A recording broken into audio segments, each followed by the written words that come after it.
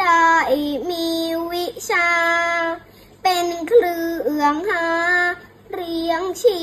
พสำหรับตนได้ประโยชน์หลายสถาน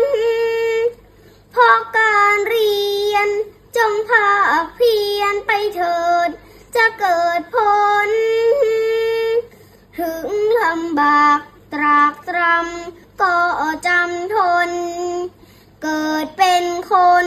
ครวญมันขยันเถิด